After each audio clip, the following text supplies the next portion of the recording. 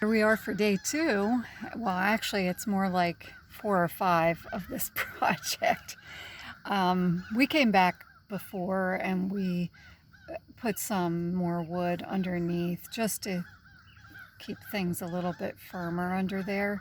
And now we're going to be putting up the aluminum today. Painted the aluminum with Rust-Oleum semi-gloss paint, and it looks pretty good. I think it's going to work out all right, but we have a lot of work ahead of us. So here we go. Unfortunately, we have a full sun day, and we were hoping for a little bit of cloud cover at least, because the sun is really hot. But you know, sometimes you don't have a garage, you don't have a place to do things, you have to do them outside, and that's our situation right now. So I will do the best I can with the camera, but with the sunshine it's really pretty tough. All right, these are the sheets that we got, the sheets of metal, and they have been painted the almond color that the camper is, so that should work well.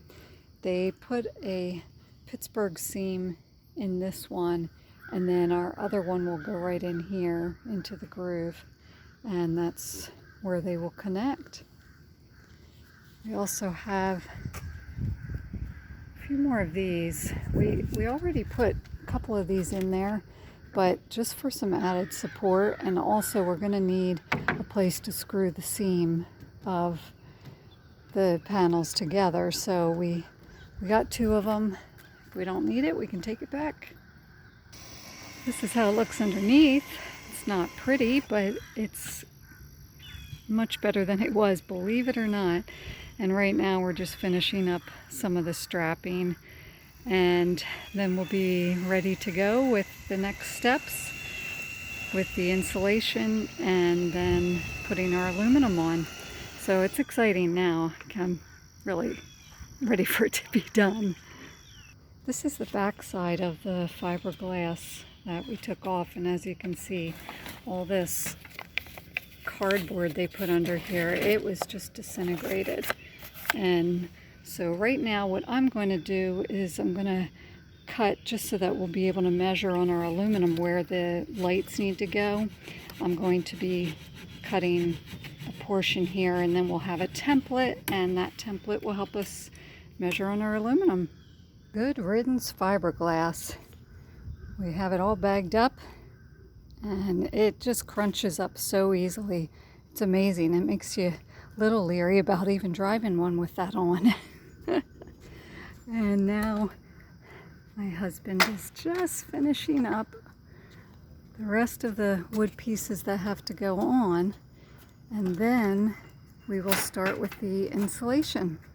You never know what you're going to see when you're working on your camper in storage. Look at these planes, biplanes going by. I hope you can see them. We're just mesmerized by this.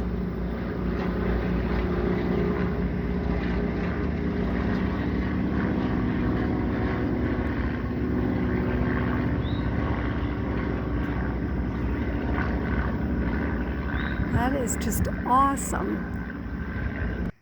Okay, so we're putting on insulation now, and that's why the mask. And I'll turn the camera around here, and then you can see what we're doing. There's our first strip of insulation ready to go up, and we're going to be putting that up with 3M self-adhesive. Right here's the can, and that's what we're using, Super 77, and that should hold it up there.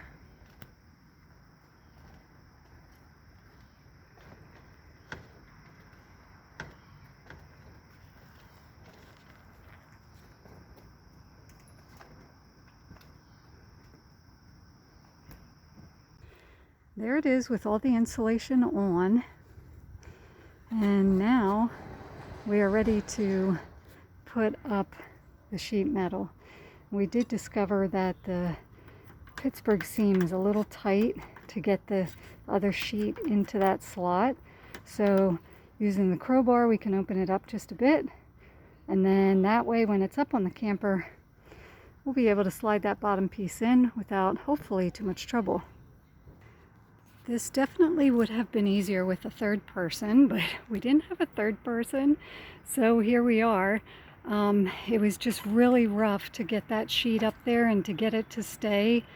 What we ended up doing was putting a couple of screws up at the top, but we actually tied rope. You can see the rope over on this side. We tied rope into the holes that we have screwed in there for the lights.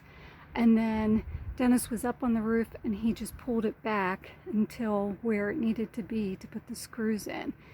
But it was really a balancing act. And speaking of balancing, this is what the sky looks like right now. So we're really hoping that it doesn't just pour rain. We do have a tarp, but it's a hassle, especially when you're at this point. It'd be so nice just to get that other sheet in and be done with that part. But we'll see how it goes. Well, we didn't make it. If you can see, it's raining and raining.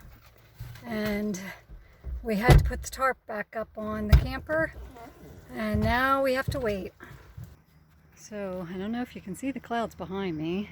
I think I say so every time. I have to come up with something different besides so. I think we have more rain coming. Oh, yippee! This is going to be perfect. Honestly, for a day where it was not supposed to rain at all, we've had 3 major thunderstorms come through. So that's not been fun. But we're at it again. We're trying to get something in before this one comes through. I'll turn you around. So we have the top piece of aluminum on, and right now he's attaching with the butyl tape underneath. He's attaching the molding piece. It's a bit abrupt of an ending, so I wanted to just hop in here and say that we were starting to feel more hopeful at this point, which was good. So we weren't ready to just toss the whole trailer. And there was one part where I talked about the aluminum sheeting that we used. We had trouble sourcing that. Any local companies, metal fabricators, sheet fabricators, I couldn't even get them to call me back. So after 3 weeks of trying that and getting nowhere, I thought about going elsewhere outside of our community. And in central Pennsylvania, we're in Pennsylvania also, but in central Pennsylvania, there's an Amish community.